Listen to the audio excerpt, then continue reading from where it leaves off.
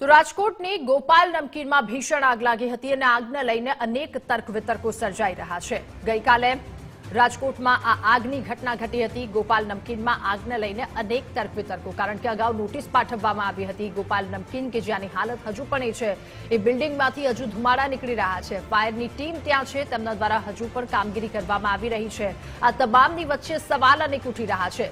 CGST અને ફૂડની કાર્યવાહી બાદ આગ શા માટે લાગી, એ પણ એક સવાલ ઉઠી રહ્યા છે। એક નાનકડી શોર્ટ સર્કિટ આટલી ભીષણ આગ લાગી। 4 દિવસ પહેલા જ ગોપાલ નમકીનને આ નોટિસ મળી હતી। પેનલ્ટી સાથે 13.50 કરોડની રકમ ભરવા માટે જોઈન્ટ કમિશનરે નોટિસ પાઠવી હતી।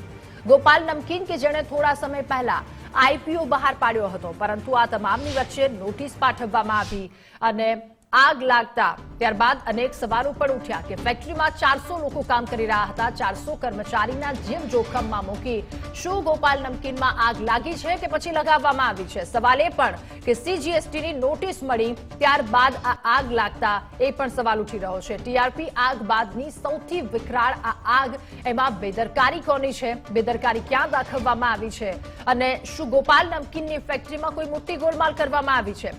સવાલ એ પણ કે આટલી મોટી કંપની, ફાયર સેફટીના સાધનોને લઈને પણ અનેક સવાલોના ઘેરામાં ગોપાલ નમકીન આવે છે। વધુ માહિતી મેળવીશું। સંવાદદાતા રહીમ લાખાણી આપણી સાથે લાઈવ જોડાયા છે।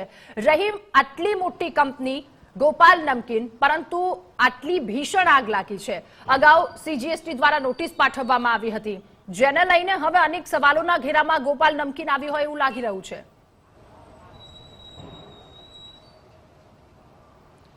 રાધા, સૌથી મોટો સવાલ છે કે આગ લાગી છે કે લગાડવામાં આવી છે? આ સૌથી મોટો પ્રશ્નાર્થ ઉત્પન્ન થઈ રહ્યો છે। બીજી બાજુ ગોપાલ નમકીનના સત્તાધીશો એમ કહી રહ્યા છે કે અમારી પાસે ફાયર સેફટીના પૂરેપૂરા સાધનો છે। જો સાધનો હોય તો પહેલી જ વસ્તુ, સામાન્ય આગની શરૂઆત થાય ત્યારે કેમ પાણીનો મારો ચલાવવામાં ન આવ્યો? એ પણ સવાલ ઉત્પન્ન થઈ રહ્યા છે। જે રીતના એક બાદ એક તર્ક વિતર્ક છે તે આગને લઈને થઈ રહી છે। હું આ બાજુનું પમ્પિંગ ફાયર પંપનો રૂમ દેખાડીશ કે ગત રોજ આ પંપનો રૂમ જ ચાલુ નતો, આજે ચાલુ અચાનક થઈ ગયો। કેમ ભાઈ? ગઈકાલે કેમ ચાલુ નતો કરવામાં આવ્યો? કાલે જે પાણીનો મારો ચલાવવામાં આવતો હતો ત્યારે આ ચાલુ કેમ નતો?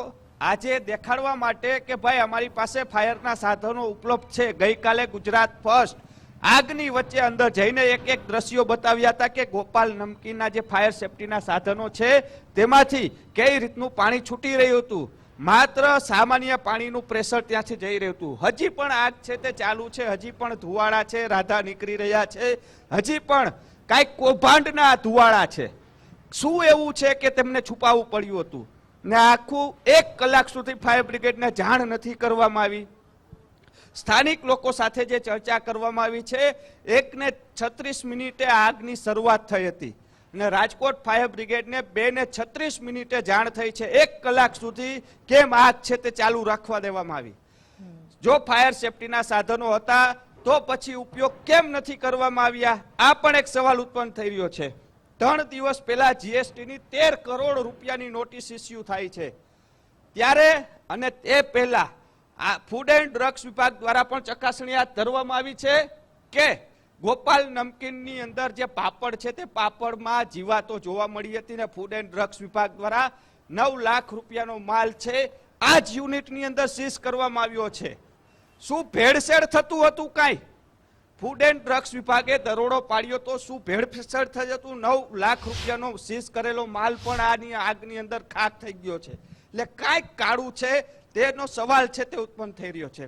હજી પણ આગના ધુવાડા અંદર જોઈ શકાય છે। પાર્કિંગની અંદર જે માલ રાખવામાં આવ્યો તો સૌથી મોટો સવાલ છે અંડરગ્રાઉન્ડ યુનિટ જે કોઈ પણ મોટા ભાગે ન બનાવાય, પરંતુ ગોપાલ નમકીન છે તે પોતાની રૂપિયાની લાહિયામાં, રૂપિયા કમાવાની લાહિયામાં અંડરગ્રાઉન્ડ માલનો ઢગલો રાખવામાં આવ્યો હતો અને તેના કારણે આગ છે તે વધારે વિકરાળ સ્વરૂપ ધારણ કર્યું હતું।